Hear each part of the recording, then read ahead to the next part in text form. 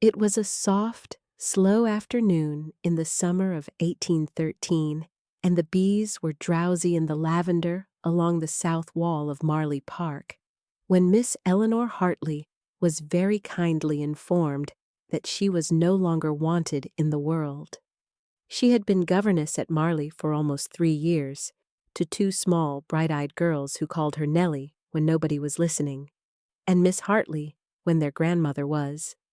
Their father, Sir Henry Marley, a courteous, slightly absent-minded widower of 42, had paid her wages on the first of every quarter, said good morning to her on the gravel walk, and otherwise left her quite peacefully alone with his daughters and his books.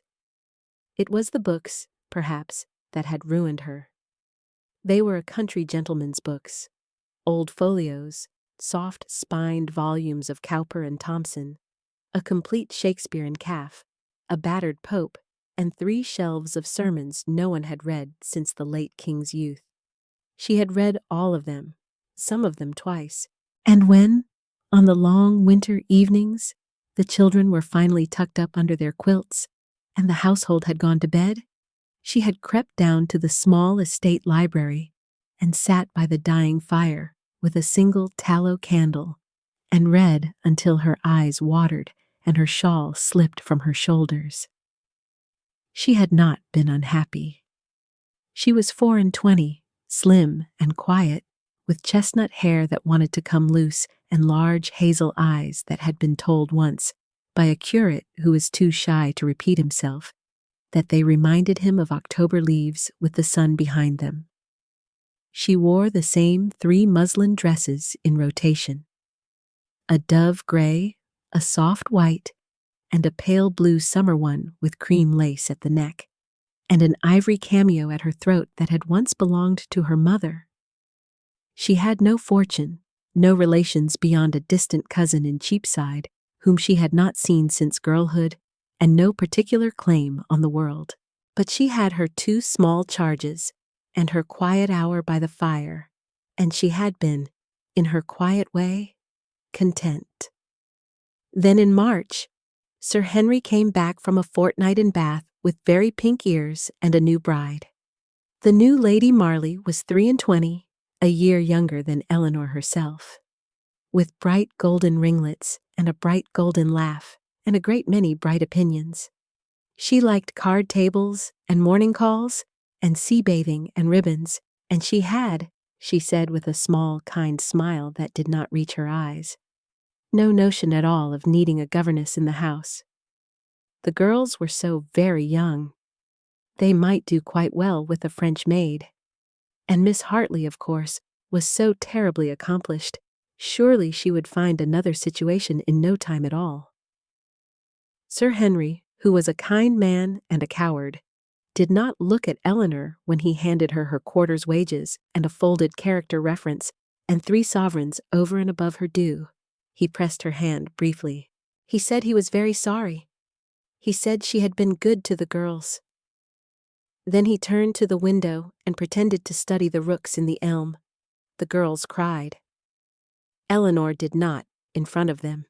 She told them that grown women went on wonderful adventures and wrote letters about them, and that she would write, and that they must be very, very good, and that the Lord was kind to little girls who said their prayers. She kissed the tops of their warm heads. She closed the schoolroom door for the last time. The new Lady Marley, in fairness, was not a cruel young woman. She was simply very young and very newly married, and a great deal more anxious than her bright laugh suggested, and she had come to a country house full of furniture she had not chosen, and books she could not read, and 2 small girls who already had a Miss Hartley to brush their hair at bedtime, and she had decided, in the careful coldness that comes of being 23 and uncertain, that this would not do. She was perfectly civil. She inquired after Miss Hartley's health at dinner. She offered, in a low, rehearsed voice, the use of the small carriage to the village. She did not, when the moment came, look Eleanor quite in the face. Her bright golden ringlets trembled a little when she said the words. She had practiced them, perhaps, in her dressing-glass, And Eleanor, who had been a governess long enough to recognize the small private rehearsals of a young mistress, felt no anger at all, only a soft, sad understanding, and curtsied, and thanked her, and went away. Mrs. Beale, the housekeeper at Marley, who had served the late Lady Marley for 16 years and had loved her, was waiting for Eleanor at the back stairs that night with a small parcel wrapped in a clean linen cloth. There was a half loaf of fresh bread inside, and a wedge of yellow Hertfordshire cheese, and 4 russet apples from the kitchen garden, and a paper twist of strong black tea from her own private store, and tucked inside the linen, folded twice and tied with a length of plain wool. 5 shillings of her own savings. Mrs. Beale would not let Eleanor refuse. She put the parcel into Eleanor's hands as one puts a candle into the hand of a child going up to bed, and she said only, very quietly, "You will need it, my dear. London is not Hertfordshire." And then she had set her 2 warm, work-worn hands briefly on Eleanor's shoulders, and looked into her face for a long moment, and let her go. The walk down to the village inn the following morning was 3 miles by the field path and 4 by the lane. Eleanor took the lane because the lane was easier on a leather trunk that knocked her ankles when she swung it, and because the field path went past the small chestnut where the children had had a swing in May, and she did not, on this particular morning, wish to look at any swing. The road ran between drowsy hedges of dog rose and wild honeysuckle. A pair of yellowhammers fluted in the hawthorn. A heavy carter, hauling a load of cut hay back to a barn, slowed his horse and offered to take her trunk on the back of his cart for the last half-mile, which kindness she accepted with such a soft, warm gratitude that the carter, a taciturn man of 40, was made shy and could not look at her for a quarter of an hour. By the time they reached the village inn, a low, whitewashed house called the Crown and Bell, with a black-painted bench by the door and a great mossy mounting block. The bells in the church tower were striking 9, and the post-coach for London was already standing in the yard, its 4 bays steaming gently in the cool morning, the ostler with his hand under the leader's bridle. By the next morning, before the household was properly awake, she was at the great wrought-iron gate of Marley Park, in her pale blue muslin and her cream gloves, with a single small leather trunk at her feet and a folded letter of character in her reticule. The gardener's boy lifted the trunk into the back of the cart that would carry her to the village, and from the village to the post-coach, and from the post-coach to London. The summer sky was blue and high and indifferent. A blackbird sang somewhere in the chestnuts. Eleanor turned just once to look back at the closed front door, at the white-shuttered windows of the schoolroom, at the bright bed of stocks where the children played. Then she set her face quite firmly toward the road and did not look back again. She was 24, and she was on her own. The journey to London took 2 days and a night. She slept sitting upright in the corner of the coach, her shawl tucked around her, her bonnet tipped forward. She ate bread and cheese and an apple a kind farmer's wife pressed on her at a coaching inn at Hertford. She prayed, very quietly, that her cousin Mrs. Pemberton in Cheapside would be at home and would be kind. She had taken her seat inside the coach for the sake of the rain that threatened, and because her aunt in Buckinghamshire had once told her that a young woman of any breeding rode inside or did not ride at all. The inside of the mail coach was small and dim and smelled faintly of leather and traveling boots and somebody's lavender water, and she had as her companions a stout farmer's wife with a covered basket of new butter, a thin clerk going to a counting-house in Lothbury, and an elderly clergyman in a snuff-colored coat with a battered prayer book in his lap. The clergyman was perhaps 70, very lean, very mild, with a soft white fringe of hair and small steel-rimmed spectacles, and he did not, in the manner of his kind, intrude upon her. He read his prayer book. He looked out of the window when she looked out of the window. He made one small remark about the wheat being early this year, and otherwise let her be. But at noon, when the coach paused to change horses at a small inn whose name she did not catch, and the farmer's wife and the clerk got down for ale and beef, the clergyman quietly produced from a clean handkerchief in his coat pocket a small loaf of brown bread and a piece of soft cheese and a hard-boiled egg. And he broke the loaf in two with his thin, clean fingers, and he set half upon her lap with the cheese, and he said only, with the gentlest possible smile, "I cannot eat the whole of it, my dear, and it spoils in this weather. Pray oblige me." Eleanor, whose throat had gone tight, ate it because it was kindness, and because the alternative, to refuse him, would have been a small unkindness in return. And afterwards he closed his prayer book over his finger and said in his soft, tired voice that the coach would reach the Bull and Mouth at 6, and that London was a great city, but a Christian city for all that, and that the Lord, who had fed Elijah by ravens, did not, in his own long experience, leave young women altogether without ravens of their own. He did not tell her his name. She did not, at the time, think to ask. She would think of him for years afterwards, and at last, when she was an old woman, she would tell her own granddaughter that the first kindness of London had been a country clergyman's bread. The coach rolled on through the long, warm afternoon, past hayfields heavy with cut grass, past slow brown streams thick with wild mint, past the little whitewashed villages of Hertfordshire and Middlesex, and at last, as the soft blue evening began to come down over the rooftops, the great pale dome of St. Paul's came up out of the haze ahead of her, and the coach rumbled in over Liverpool Street and turned at last into the wide cobbled yard of the Bull and Mouth in St. Martin's-le-Grand. And the journey was over.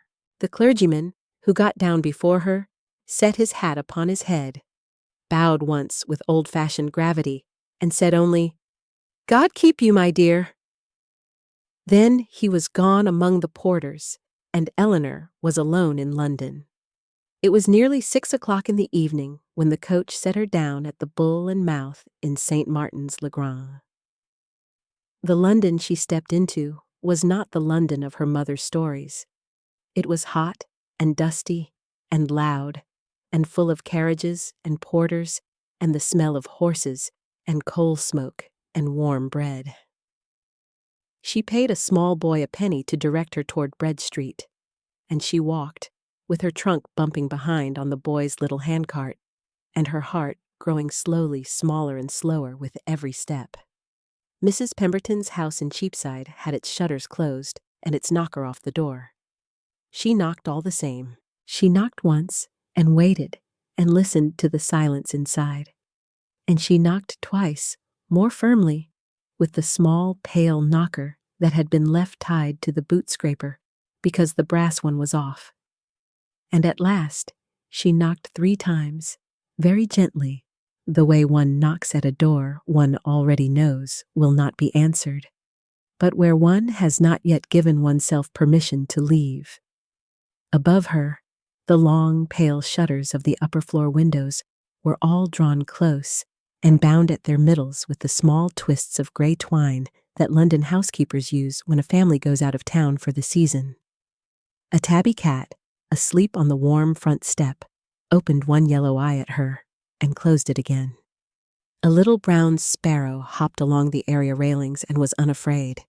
The houses on either side were lit and lived in, but Mrs. Pemberton's house was sealed up tight as a sleeping ship, and Eleanor stood on the pavement with her trunk at her feet and slowly understood, in the soft, gentle, dawning way that one understands very large things, that she had nowhere in this great, loud city to lay her head. "Gone to Margate," said the maid in the next house. "Gone for the whole of the season. Not to come back till Michaelmas. Was Miss expected?" Miss was not. Was Miss any kin? Miss was, but distantly. Was there nowhere else for Miss to go? Miss did not, as it transpired, quite know. Eleanor thanked the maid very politely, paid the small boy his penny, and stood for a long moment on the empty pavement, with her trunk at her feet and the tall blank shutters above her, and felt the world tilt very gently sideways, the way it does when one has not eaten enough and has been brave for too long. She did not faint, because Eleanor Hartley did not faint. She picked up her trunk by its leather strap. It was heavier than she remembered, and she began, very slowly, to walk.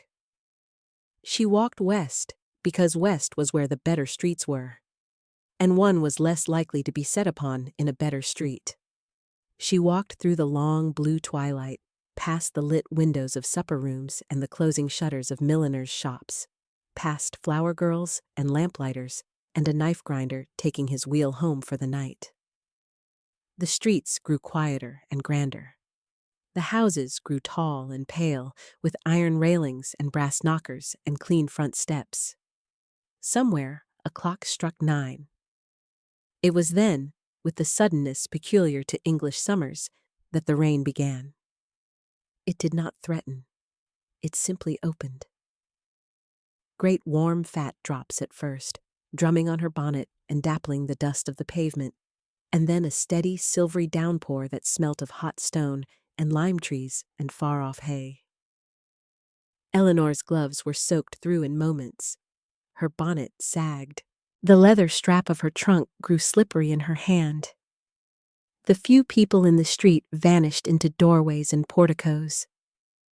She stood for an instant by the area railings of a great pale house, blinking up at the rain, and then she did the only thing a sensible young woman in soaked muslin could do. She looked for shelter. She had wandered, without quite knowing it, into the small mews lane that ran behind the great houses of Grosvenor Square, a narrow cobbled passage between high pale brick walls and stable doors, where in the day the carriages were washed and in the night the horses slept. The rain came harder.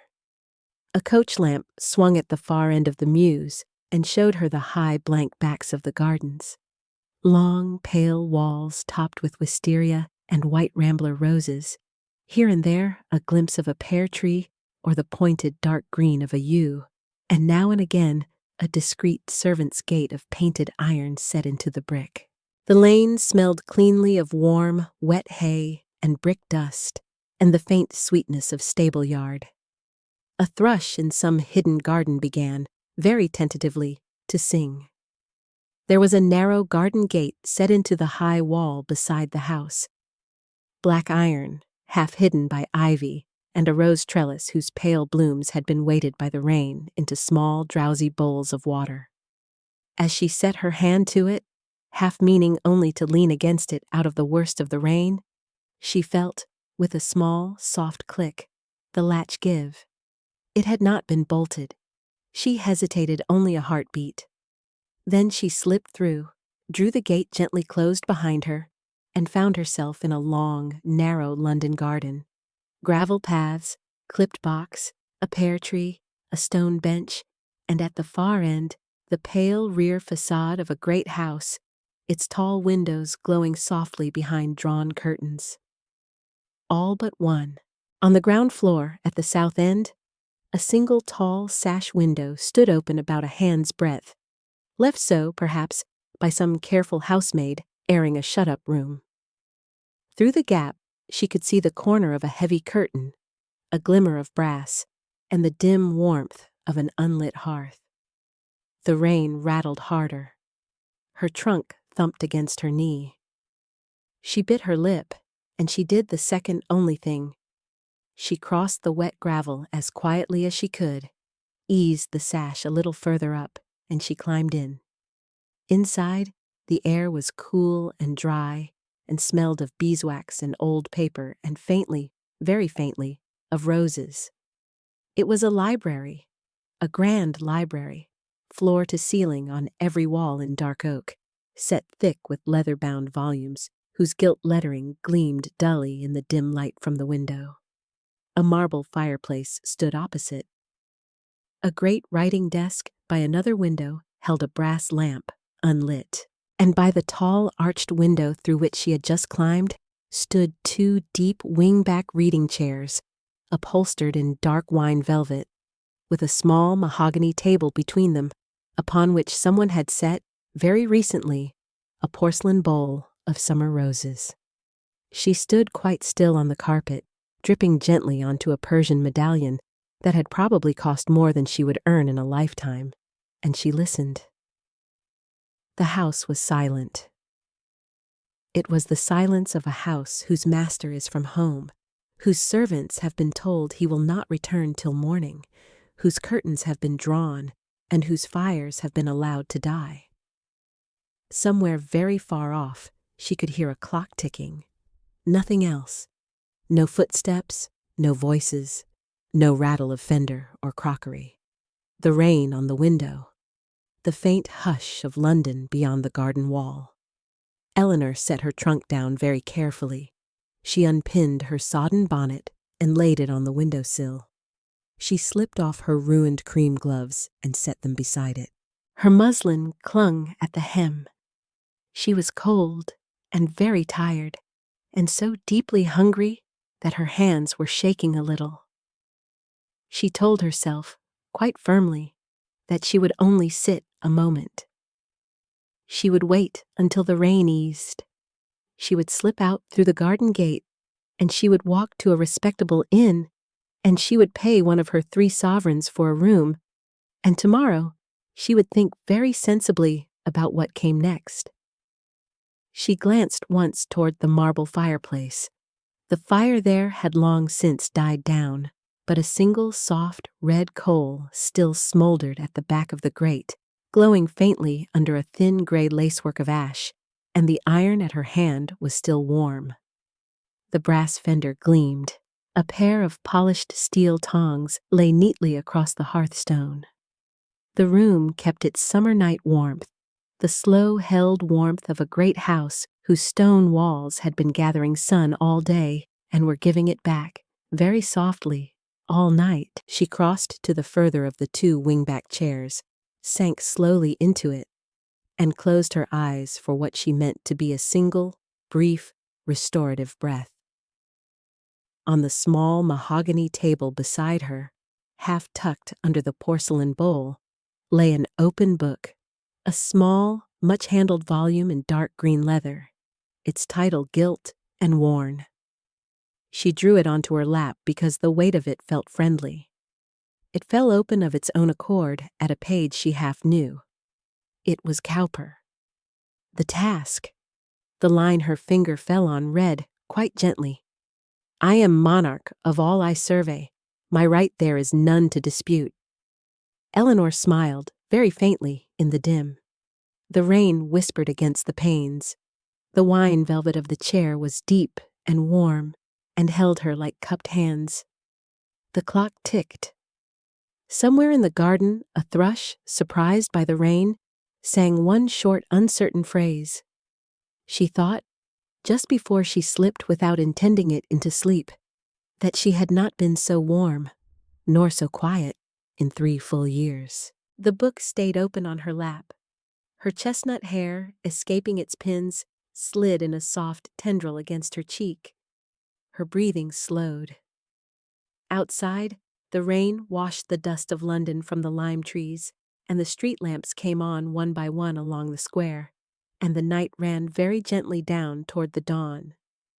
In the small hours, the rain stopped. By 4 o'clock, the eastern sky over the rooftops of London had begun to pale. By 4:30, a single high cloud above St. Paul's flushed the color of a tea rose.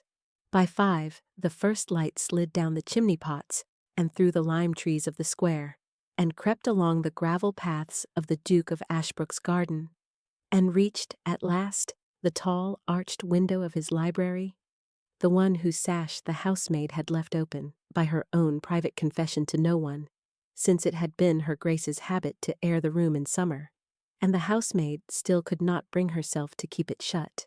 The light slid up the wine velvet of the chair. It slid up the soft pale blue muslin of the dress. It touched the open page of Cowper and the small ivory cameo at the sleeping young woman's throat, and the chestnut tendril against her cheek, and stopped, gently, at the slow rise and fall of her breath. It was at precisely this moment that Edmund Beauchamp, 5th Duke of Ashbrook, came home. He was 36 of age, and he was very tired. He was tall and lean and upright, with neatly trimmed dark brown hair brushed back from a high forehead, and kind gray-blue eyes that looked just now as though they had not closed for a great while. A short, neat stubble had begun to come out along his jaw. He had not seen his valet since the previous noon. He wore a fitted dark charcoal tailcoat over a cream silk waistcoat, his white cravat still neatly tied, though slightly creased. Fawn breeches, polished black knee-high riding boots that had carried him from the House of Lords to a long sitting on a most dreary committee on the regulation of the corn trade, and from there on his own quiet horse Argus, all the way through the empty London streets in the soft new dawn. 4 years he had been a widower. 4 years and a week and a day. His Anne had died of a fever after the birth of their son, and the boy had followed her 7 days later, before he had even been properly named. Edmund had ridden out into the rain that day, to the home farm, and had not spoken a full sentence to anyone before nightfall. He had not opened her favorite chair in the library since. He had not drawn the curtains. He had not had the roses removed, even when they died. Mrs. Pennyfeather, the housekeeper, who had loved him since he was breeched, had quietly seen to that and replaced them every week regardless, and never said. He had not set foot in this house in the season for 3 years. This summer, he had come up only because the Lords had needed him. He had eaten mostly at his club. He had ridden mostly before dawn. He had not, in any sense that his old friends would have understood, lived here. He came into the hall by the small private door from the mews, gave his hat and gloves to a yawning night footman, told the man very kindly to go to bed, and walked in his stocking feet, for he had pulled off his boots in the boot-room himself, not wishing to wake a soul, toward the library. He came to the library because, as a small boy, he had always come to the library when he was tired. As a young man, it had been the same. As a husband. He stopped on that thought and went on with the next. As a husband, he and Anne had read here together every morning from breakfast until 11, in those 2 wing-back chairs by the south window. And as a widower, he had not been able to enter the room above 3 or 4 times a year, only to stand in the doorway, look once at her chair, and quietly close the door. He pushed the library door open this morning, out of nothing more than habit, and the long, pale light of a London dawn met him on the threshold. He stood quite still. In Anne's chair, her chair, by the south window where the roses always sat, a young woman was fast asleep. She was small and slim and chestnut-haired. She wore a soft, pale blue muslin dress, the hem still faintly darkened with rain. Her cream gloves and bonnet lay neatly upon the window-sill where, he saw at a glance, they had been spread to dry. A small leather trunk stood by the window. An open volume of Cowper lay on her lap. Her hand rested upon the page as if marking her place in sleep. The sunrise lay in a long, warm bar across her, from her slipper up to the curve of her cheek. Edmund Beauchamp, Duke of Ashbrook, stood in the doorway of his own library, and the breath went very slowly and very strangely out of him. He should, he knew, have rung for the footman. He should have called the constable. He should have demanded an account, here and now, of how a strange young woman had come to be sleeping in his late wife's chair at 5 o'clock on a Tuesday morning in July. He did not do any of those things. What he did was this. He set his hand very gently on the doorframe to steady himself. He looked at her, quite without thinking, for a long, careful moment, the way he might have looked at a deer come unexpectedly out of the lime walk at dusk, lest a sudden movement send her flying.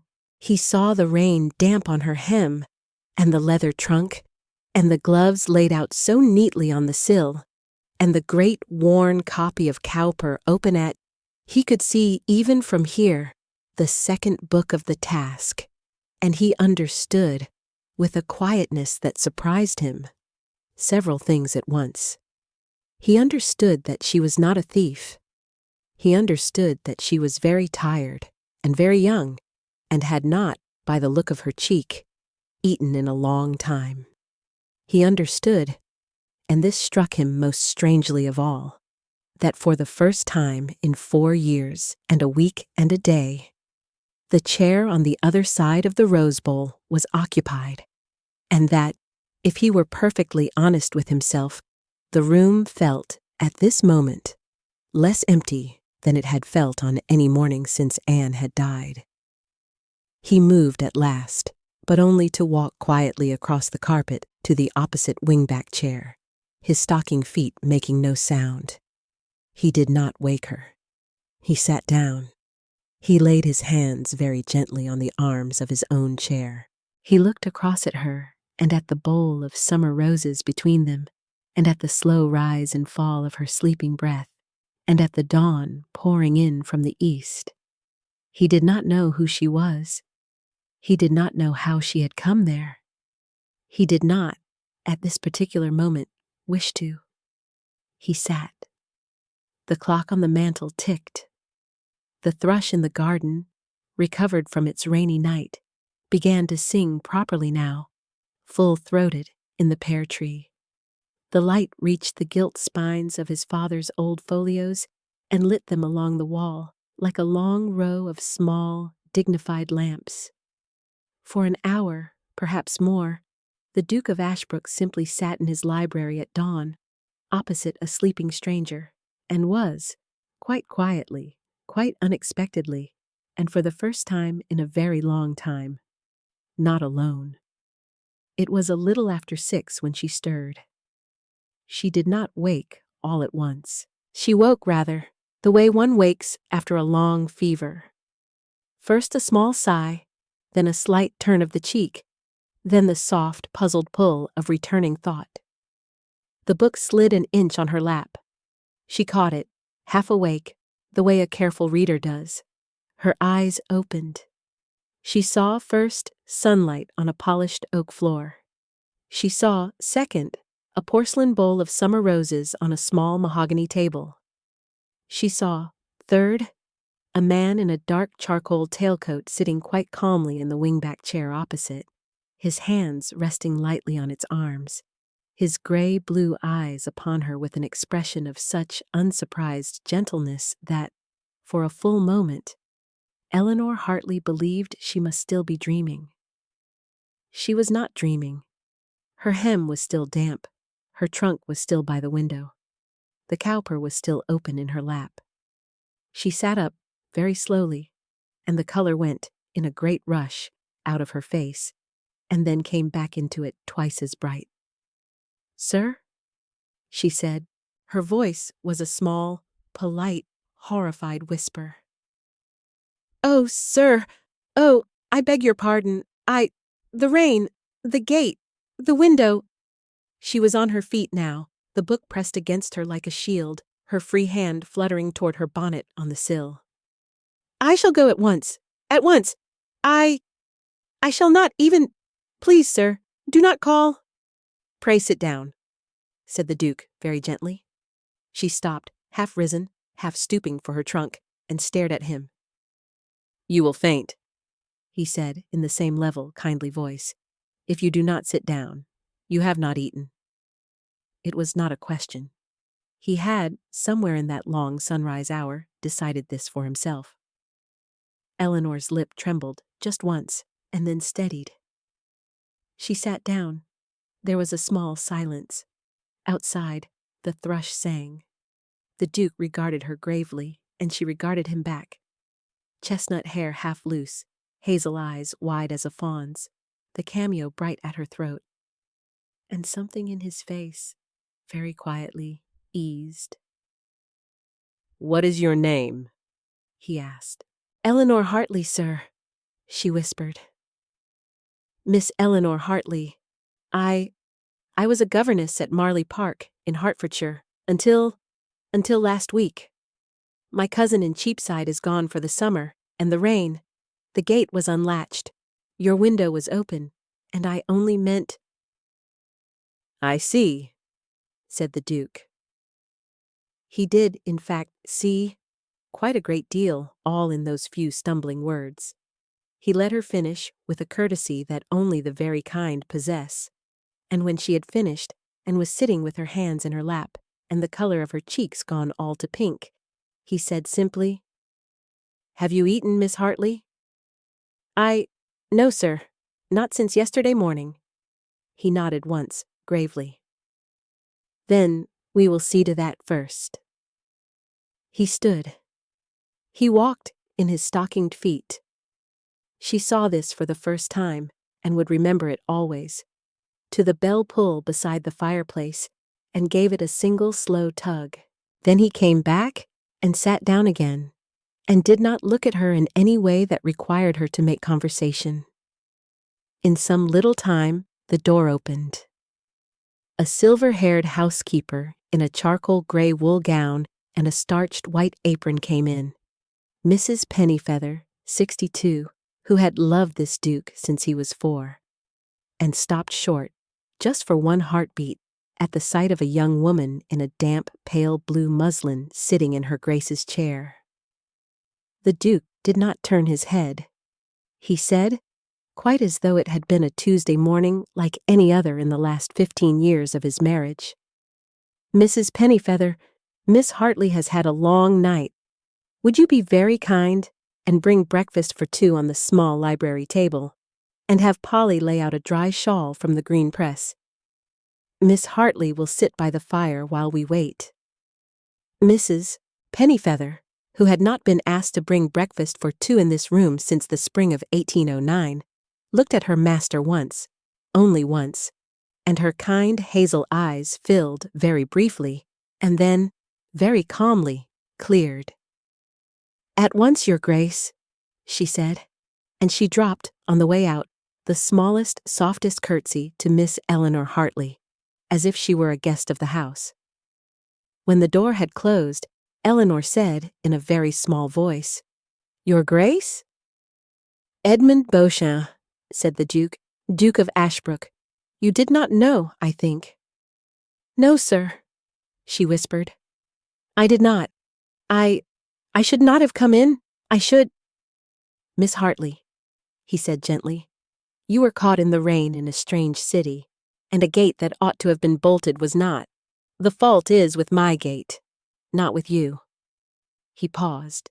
He looked across at the bowl of summer roses and at the empty seat she had filled. "Pray do not distress yourself. You are quite safe. We shall have breakfast, and then we shall think what is to be done."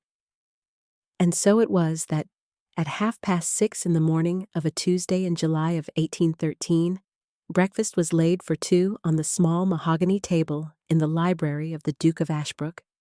Fresh rolls and butter, a covered dish of eggs, a pot of strong tea, summer strawberries from his Hertfordshire garden, and a young governess who had walked into London with 1 trunk and 3 sovereigns sat with a soft cashmere shawl about her shoulders, eating with the quiet, shy hunger of one who is at last, after a long, bad week, allowed to be fed.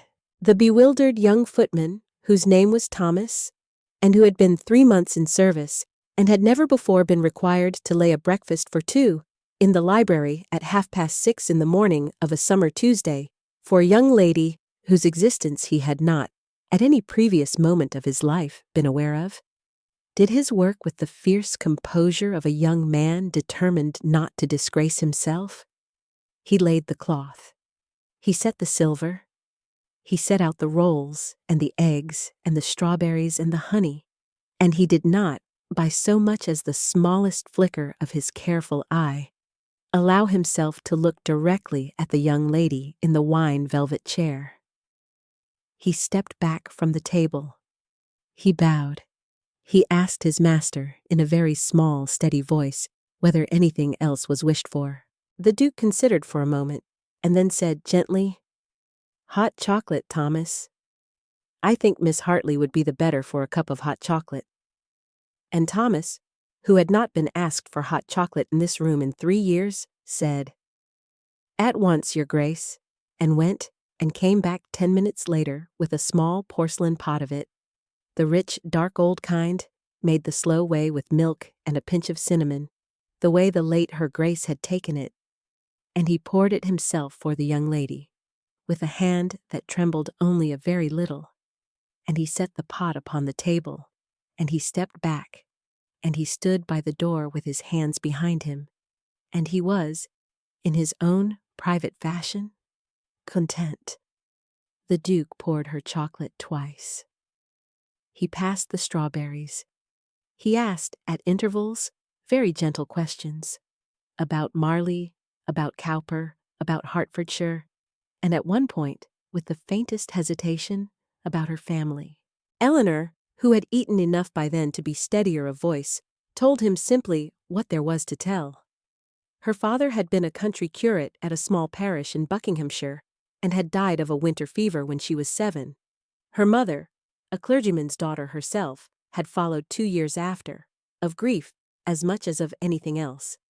There had been an aunt, her mother's elder sister, Miss Caroline Linton of Great Missenden, 63 at the time and unmarried, who had taken her in without complaint and brought her up on porridge and Cowper and the Book of Common Prayer in a small ivy-covered cottage with 7 hens and a pear tree and a great many books. The aunt had died the winter Eleanor turned 17. The cottage had been a leasehold. There had been £34 left when the rent was paid, and an inscribed Bible, and the cameo, and her aunt's old shawl. She had been governess at Marley ever since. There were no others. There was a cousin in Cheapside, but the cousin had not seen her since she was 12. The Duke listened to all of this with his hands quite still around his cup, and his grey-blue eyes upon her. And at the end, he said only, "Thank you. I am glad to know." And then he poured her a third small cup of chocolate very gravely, and he passed the rolls. When breakfast was done, and Mrs. Pennyfeather had come in to take Eleanor up to the small, green-papered bedchamber so that she might wash and change her dress, Polly had laid out one of the late Duchess's morning gowns of soft white muslin, which fitted as if the late Duchess had been a slight chestnut-haired country girl too, which she had not, but which the press at the back stairs had none the less yielded. The Duke went, in his stocking feet, to his writing desk by the second window, and he drew toward him a fresh sheet of his thick cream paper, and he dipped his pen, and he wrote, in a careful slanted hand, a letter. It was addressed to Mrs. Pennyfeather's elder sister, Mrs. Catherine Pennyfeather, of Ashbrook Magna in Hertfordshire, the housekeeper of his country seat. He requested, in his quietest manner, that the small green-papered bedchamber on the south side of the house, the one with the view of the cherry orchard and the old pear tree, the one his late mother had used as a girl when she came down from London, be made ready for a guest who would in due course need it. He asked that the room be aired daily. He asked that fresh linen be put on the bed. He asked, in a small, careful sentence at the end, that 2 volumes be set upon the bedside table, a Cowper, if there was one to be had in the country library, and a Wordsworth, and that a clean white wax candle be set in the brass stick beside them, and that the candle should be of the finer sort. He folded the letter. He sealed it with a single round drop of dark red wax and his quiet signet of a star and a dove. He rang for Thomas. He sent it by the morning post. He did not show the letter to Eleanor. He did not, in fact, mention to anyone at all that he had written it. Mrs. Catherine Pennyfeather in Hertfordshire, who had been his nurse when he was a boy of 3, and who had loved him as steadily as her younger sister in London, would receive it the following afternoon, would read it twice in her small parlor at the foot of the back stairs, would set it down upon her work table with her hand pressed flat upon it, and would smile a small, slow smile entirely to herself. The Duke ate very little. He poured her tea twice. He passed the strawberries. He asked, at intervals, gentle questions about Marley, about Cowper, about Hertfordshire, and listened to her quiet answers with the attentiveness of a man who has not, in years, been interested in another human voice for its own sake. By the time the church bells were striking 8, the business of the morning had been very gently settled. Mrs. Pennyfeather had, of her own initiative, which the Duke pretended not to notice, already aired the small green-papered bedchamber on the second floor that had once been meant for a maiden aunt who never came.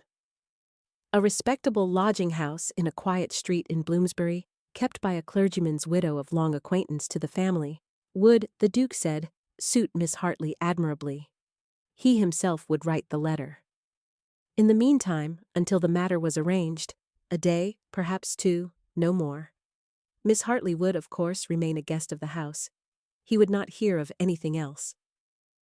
Eleanor, who had been brought up by an aunt who had a great horror of charity, opened her mouth twice to refuse, and closed it twice, because there was nothing in his voice that felt like charity.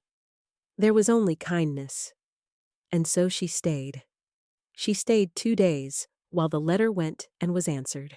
On the third morning, in a cab paid for by his Grace, with her trunk strapped behind, she went away to Mrs. Halloway's lodging-house in Great Russell Street, where her bedroom looked over a pear tree, and her landlady gave her tea at 6 and a candle to read by until 9.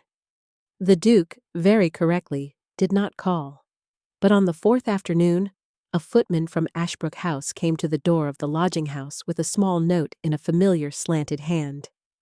It said, in its entirety, "Madam, Mrs. Pennyfeather has reminded me that the second book of Cowper, which you were reading on Tuesday morning, was left unfinished at line 312. The library is at your disposal between 3 and 5 o'clock any afternoon. You may care to come until you finish it. A. There was a postscript, P.S. You may bring your own ribbon for a marker. Mine, I find, are all too long." Eleanor laughed aloud at the postscript, a thing she had not done properly in over a fortnight. Then she went very still and read the note twice more and folded it once, very carefully, into her prayer book. She went the next afternoon. She went, with great formality, in her dove-gray muslin and a clean white fichu and a borrowed chip-straw bonnet from Mrs. Halloway. She was admitted by a footman who bowed as gravely as if she had been a duchess. Mrs. Pennyfeather curtsied. The Duke, who had been at his writing desk, rose and bowed. He had laid out, on the small mahogany table between the chairs, a fresh pot of tea, a plate of thin almond biscuits, and the Cowper. "I thought," he said, with the faintest gravity behind his eyes, "we might begin at line 312.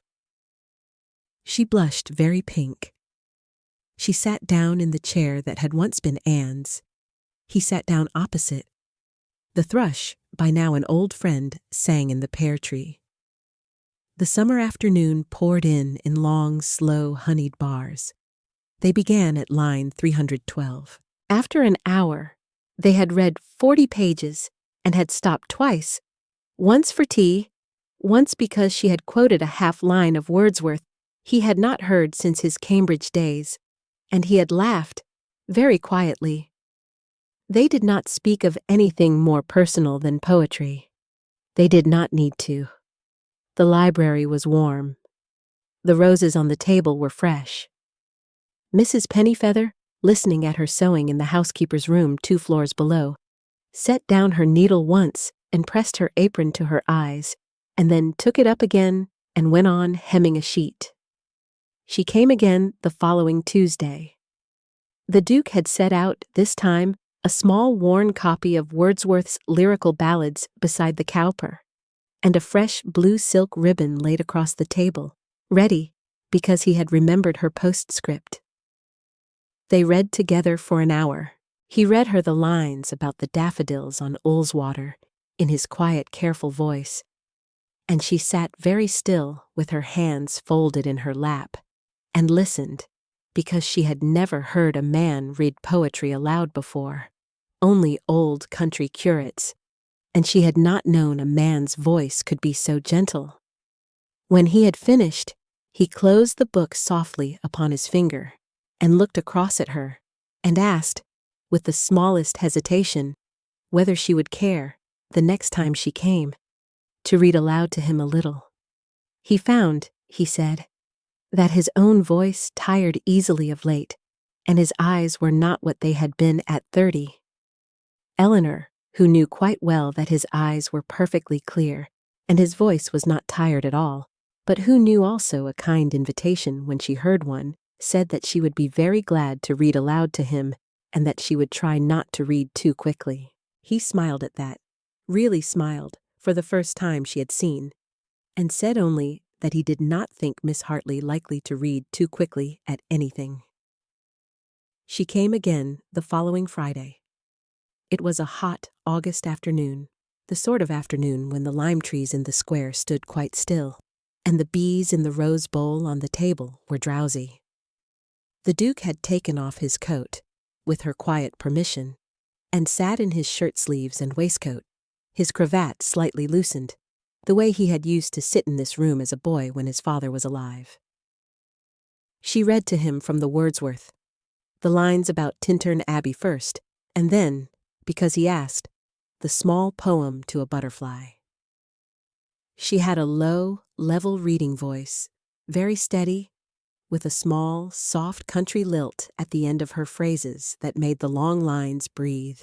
When she came to the line, "I'd be a butterfly if I were happy," he set down his cup and looked at her for a moment and did not say anything at all, and only after a while said, "Read that one again, please." And she did. The third afternoon visit, a fortnight later, was the one that the household quietly began to call, among themselves, the afternoon. It was the first time he handed her down himself when she came in from her cab, instead of leaving it to the footman. The first time Mrs. Pennyfeather did not bother to knock before bringing in the tea, but came in with the quiet familiarity of a housekeeper who knows where she will find her young lady. The first time the thrush came right down onto the windowsill and stayed there for the whole reading, his small bright eye turned in upon them. They read Dawn for the first time that afternoon. The Duke had hesitated over the volume on the shelf. Dawn is not, he said, a poet for every taste, and the elegies were perhaps too warm. But he had taken down at last the small, calf-bound book of the Holy Sonnets, and he had read her, in his slow, careful voice, the sonnet that begins Death, "Be not proud." She had listened with her hands very still in her lap. When he had finished, the room was so quiet she could hear the thrush breathing on the sill. She did not, just then, trust herself to speak, and he, very kindly, did not require her to. She came, after that, 3 afternoons a week, then 4, then most. By August she was a fixture between 3 and 5 in the wine-velvet chair by the south window. The footman came to know the sound of her step in the hall, and the quiet pleasure with which his Grace would close his appointment book at 2:45. The thrush, who had begun to expect her, came down to the pear tree by the window and sang. They read Cowper. They read Wordsworth. They read, one drowsy August afternoon, the gentler of the comedies. Twelfth Night with the Duke, very gravely, taking Sir Andrew because he said he had not the dignity for Sir Toby. Eleanor laughed until she had to set down her cup. He told her, by quiet degrees, about Anne. Not all at once. Not in any one long telling. A sentence at a time, on different afternoons, about her laugh, her hatred of card tables, her habit of sitting in this very chair every morning with her embroidery and a cup of chocolate. He told her about the small son, James. That was the name he had been to be called. And about the small carved wooden horse he had had ready in his study drawer, and which he had not yet found the heart to give away. He told her these things not because he asked her to bear them, but because he found, with a small and constant astonishment, that he could. She told him, in turn, about her mother, who had died when Eleanor was 9, about the elderly aunt in Buckinghamshire, who had brought her up on porridge and cowper and the Book of Common Prayer, about the small Marley girls and their crooked pinafores and their secret names for the cook. She told him she had never been to the sea. She told him she had once, as a girl, walked 7 miles in the snow to hear Wordsworth read in a barn near Grasmere, and had heard instead only a cousin of Wordsworth's who read very badly, and had walked the 7 miles back through the snow, comforted by knowing that even great men have very ordinary cousins. He laughed properly at that, a deep, quiet laugh she had not heard from him before. And Mrs. Pennyfeather, 3 rooms away with the silver, set down her cloth and said very softly to nobody at all, "Oh, my dear boy." There was one summer evening that Mrs. Pennyfeather would remember and tell over to herself in her sitting room at night, and at last tell to her elder sister at Ashbrook Magna in a long, careful letter the following winter. It was a Friday in the last week of August, the long, blue London evening that comes only twice a year, when the heat of the day has gone out and the streets cool gently under a sky still light at 9 o'clock. The Duke had asked Eleanor very carefully if she would do him the kindness of reading a little aloud after dinner.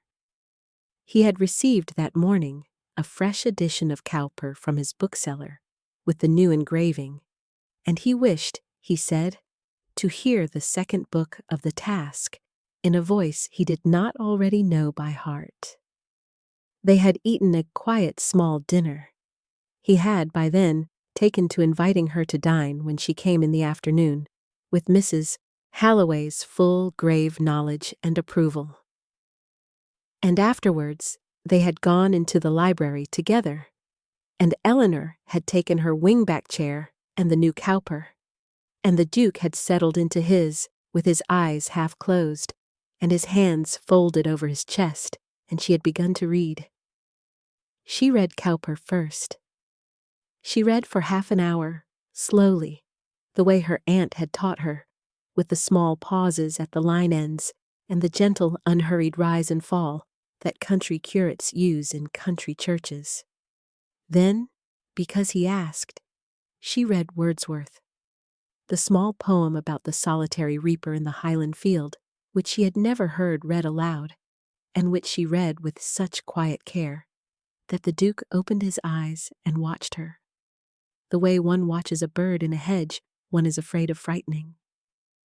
Then, last of all, and very tentatively, she read Dawn.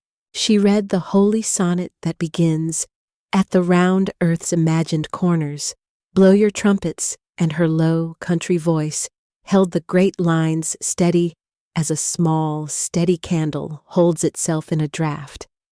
And the Duke did not speak at all, and the lime trees outside in the square were still, and the lamplighter had begun his slow round through the streets. In the doorway behind them, with a folded clean tablecloth in her hands and an errand she had quite forgotten, stood Mrs. Pennyfeather. She did not move. She did not, for a long, careful moment, even breathe. She saw her master in his chair, his eyes closed now and a faint quiet ease about his mouth that she had not seen there in 5 years. She saw the young woman in her Grace's chair, her chestnut hair loosely pinned, her hands holding the small green book very steady. She saw the lamp on the writing desk, lit early because of the long blue evening. She saw the bowl of late summer roses, She saw the quiet, small island of light around the two of them in that great dim room, and she did not interrupt. She stepped back, very softly, into the corridor, and she pulled the door to behind her with a hand so careful that the latch made no sound at all.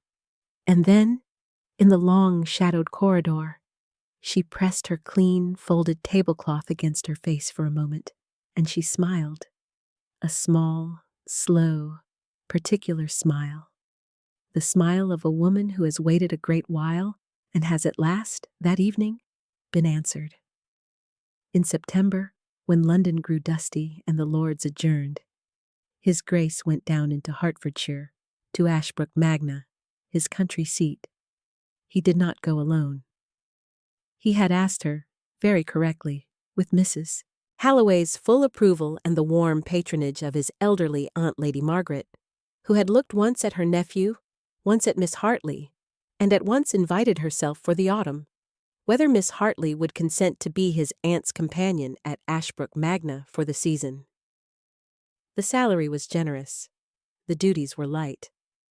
The library, he added, with a gravity that did not quite mask the small light at the back of his gray-blue eyes, was a very fair one, and contained a great many volumes of Cowper.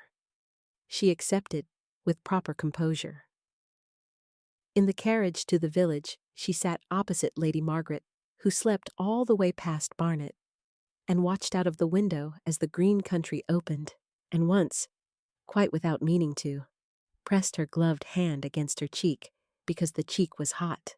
The road northwards from London ran out through Highgate, and on through the slow, soft country of Middlesex, into the gentle green of Hertfordshire, past hayfields heavy with the second cut, past the long, pale flash of a chalk stream, past quiet villages whose churches stood among yew trees so old and so dark that they looked half asleep themselves in the September sun.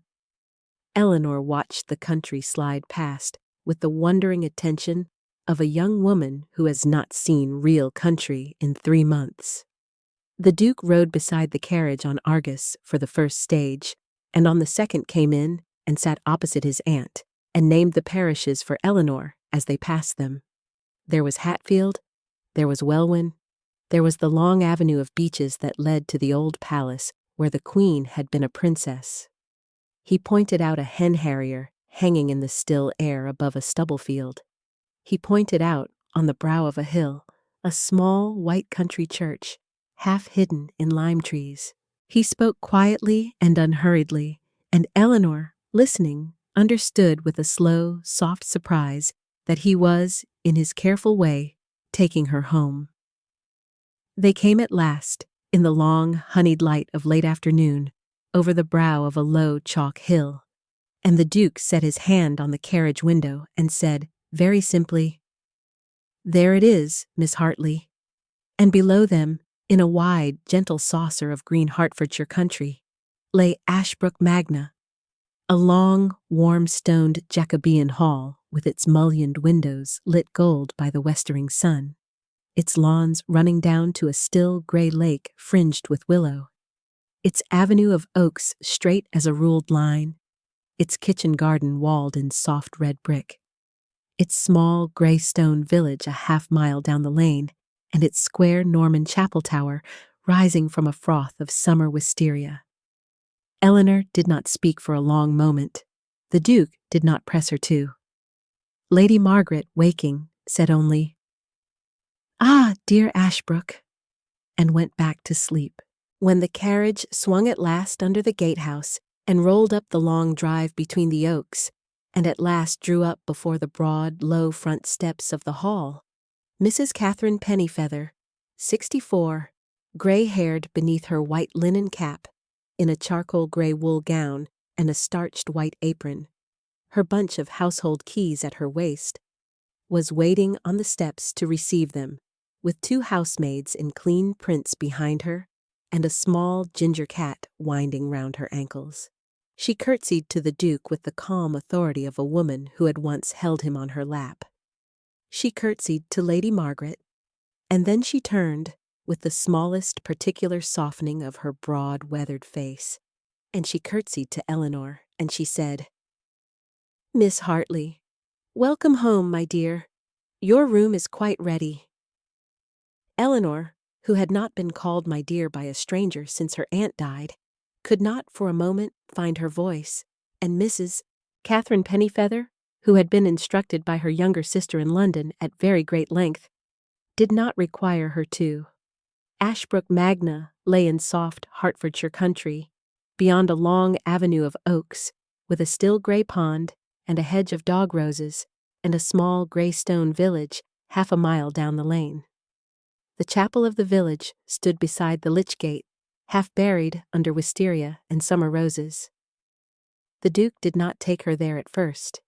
He took her, instead, to the home farm, and to the cherry orchard, and to the small lake with the punt, and to the kitchen garden where the apricots were ripening on the south wall. He took her, by easy degrees, through everything he loved. There was an evening in the last week of September that Eleanor would keep in her memory all her life. The Duke had walked her, after their afternoon reading, out into the old rose garden on the south side of the hall. A small, walled garden with mossy gravel paths and an old sundial in the middle, and 4 long beds of roses that had been planted by his great-grandmother and were tended now by an elderly head gardener who spoke to them in a low country burr as he worked. The September roses were at their second flowering. The soft cream maiden's blush, the pale pink old blush china, a deep crimson rose without a name that the head gardener had bred himself 50 years before. The sun was going down behind the oaks. The shadows lay long and quiet across the gravel. The light over the garden was the particular slow, honey-colored light of a Hertfordshire September, the sort of light that turns ordinary stone walls into something out of a book of hours. He did not kneel. He did not, in fact, stop walking at first. They went on very quietly around the gravel path, past the sundial, past the cream roses, past the deep crimson, and at last to the low stone bench at the far end of the garden, where an arch of pale maiden's blush climbed the wall. He paused there. He turned to her. He set his hand, very gently, upon her gloved hand, where it rested in the crook of his arm, and he kept it there, and he said in his quiet, careful voice, the voice he used for Cowper, the voice he used for very young footmen who had broken something, only this: "Eleanor, I have been a long time thinking how to say this. I do not want to say it badly, so I shall say it as I would say any plain thing. I love you. I have loved you, I think, since the morning I saw you asleep in my chair. I should like, very much, to spend the rest of my life with you. May I?" Eleanor did not answer at once.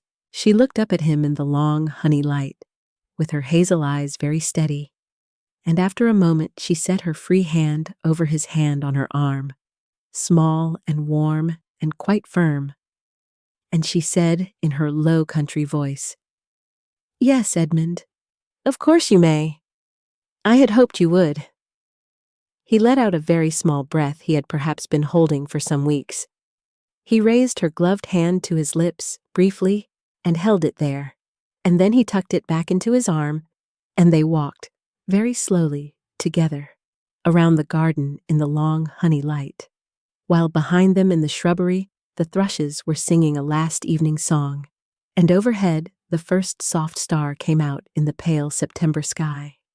By Michaelmas, the parish quietly and respectfully understood.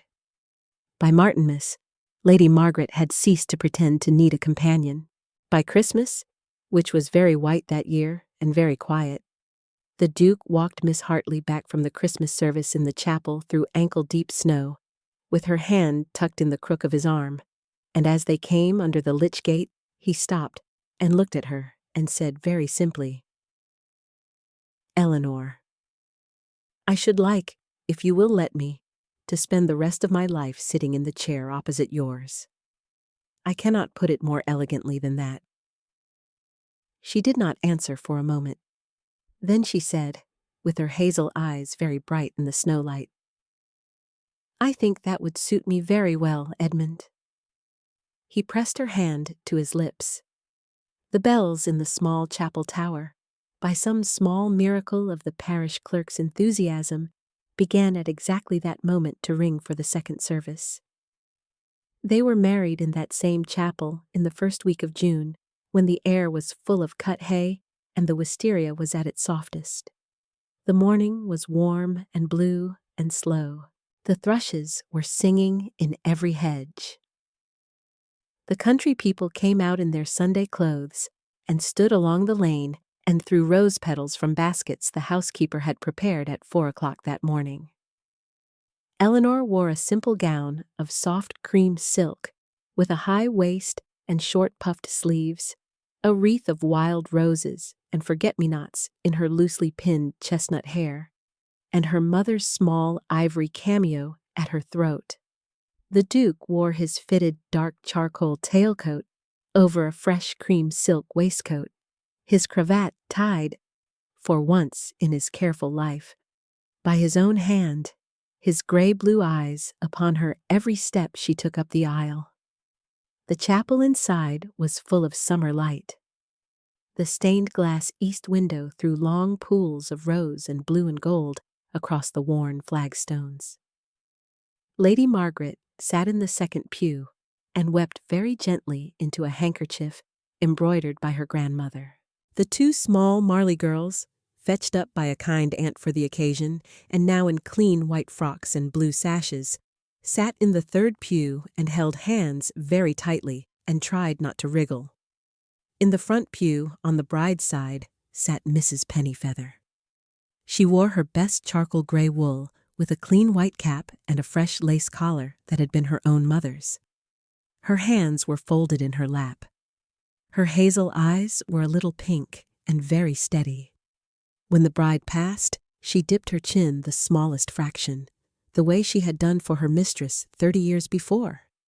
And when the Duke took Eleanor's hand at the altar and turned to her with that look of quiet, astonished tenderness that he had worn on the morning he first saw her asleep in his library, Mrs. Pennyfeather closed her eyes just for a heartbeat and said in her heart, "There, my dear boy, there." After the vows, which were spoken in low, steady voices, both of them, and after the ring, and after the kiss that was as gentle and as private as a turning page, they came out under the lych gate into a shower of rose petals and a small ringing of country bells.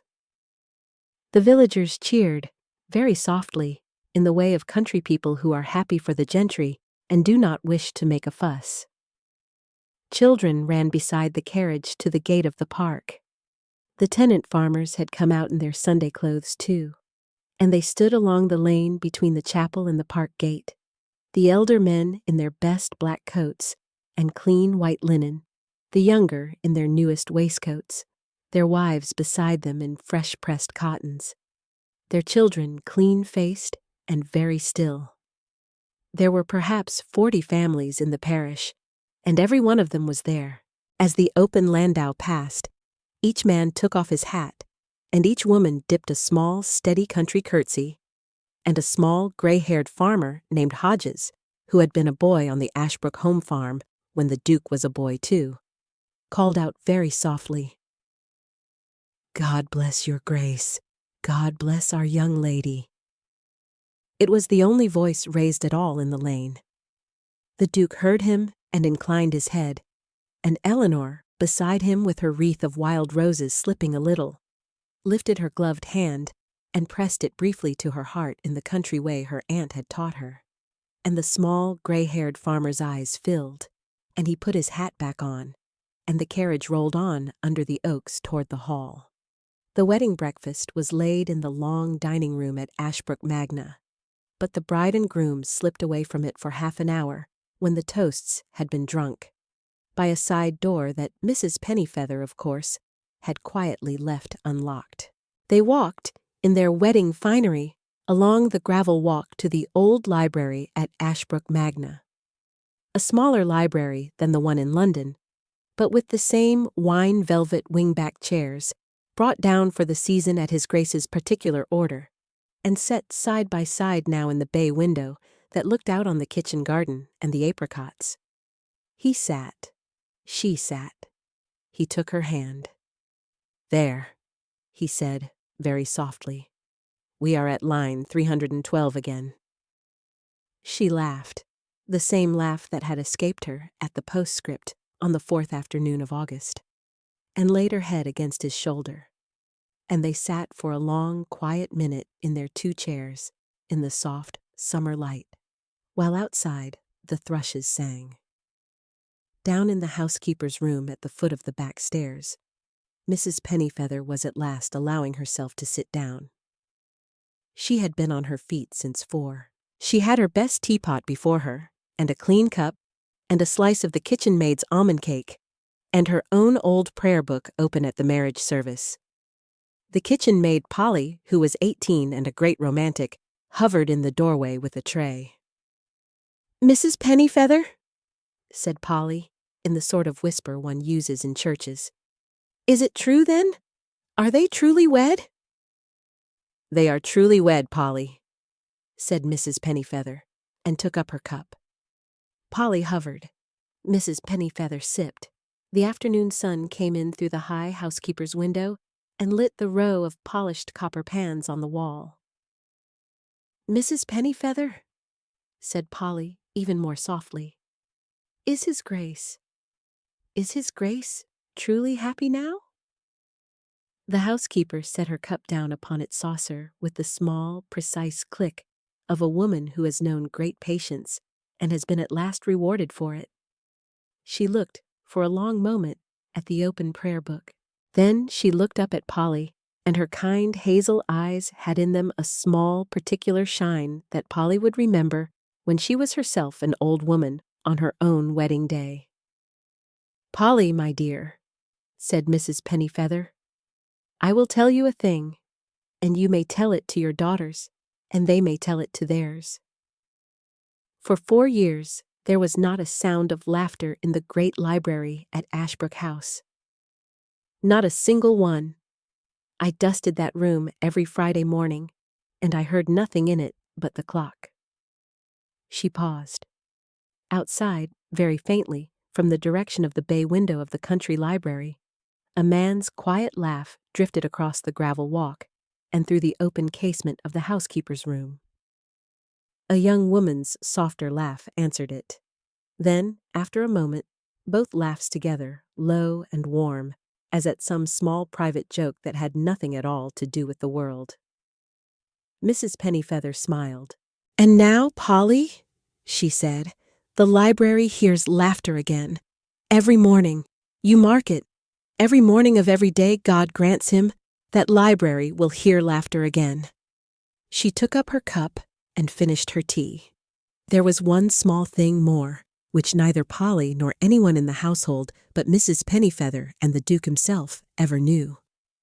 The portrait of the late Her Grace, the first Duchess Anne, which had hung for 4 full years above the fireplace in the great London library. A small oval portrait in a soft oak frame, painted by a country artist in the 2nd year of her marriage, showing her at 24 in a soft white muslin gown with a single yellow rose at her bodice, her brown eyes calm, her smile very gentle, had been taken down very carefully the week before the wedding. The Duke had done it himself. He had taken the small portrait down from its hook and held it for a long, quiet moment in his 2 hands, and he had said to it, in his own room with the door closed, the few quiet words he had to say. Then he had carried it upstairs himself, in his stocking feet, the way he had walked into the library that morning long ago, and he had hung it gently in the small upstairs gallery at Ashbrook Magna, the long, warm gallery on the south side, where the family portraits hung in their soft Hertfordshire light, where his mother and his grandfather and his great-grandmother and the long, quiet lineage of the house all rested together. He had hung Anne between his mother and a small painting of the home farm in summer. He had stood for a moment looking at her there. Then he had pressed his fingers, briefly, to the painted yellow rose at her bodice, and he had said very softly, "Rest now, my dear. You are at peace. So am I." And he had closed the gallery door behind him with the careful gentleness with which he closed every door. The portrait rested there afterwards. The morning sun came in upon it through the long, mullioned windows. The small ginger cat from the housekeeper's kitchen sometimes slept in a square of light upon the floor beneath it. Mrs. Pennyfeather, on her Friday rounds, dusted the frame herself, very gently, and spoke quietly to it as she dusted, the way she had spoken to its young mistress once, and then went on to the next room. Outside, the thrushes were singing in the wisteria. The wedding bells, over in the village, rang one last gentle peal and fell silent. The summer afternoon went on, slow and warm and golden, and in the country library 2 wing-back chairs stood side by side in the bay window, and in them sat a man and a woman who had, at very long last, come quietly home. In the years that followed, the housekeeper would stand sometimes in the doorway of the country library in the early morning, with her hands folded in her clean apron, listening to the quiet sound of laughter from within. His low, gentle laugh, her softer one answering it, and now and again a small, high child's laugh too, when in due course there came to be one, and then, in time, two. And she would smile to herself in the doorway and turn very softly away, and she would not, on those mornings, knock. For she had learned, over a long, happy life, that there are some doors a wise housekeeper does not, in the early morning, disturb. And so closes, gentle listener, the tale of the widowed duke and the country governess who took shelter from a London rainstorm and fell asleep in his library at dawn, and was never, from that morning forward, asked to leave again. Sleep softly. The candles are nearly out. The thrush is in the pear tree. The library hears laughter again every morning. Good night.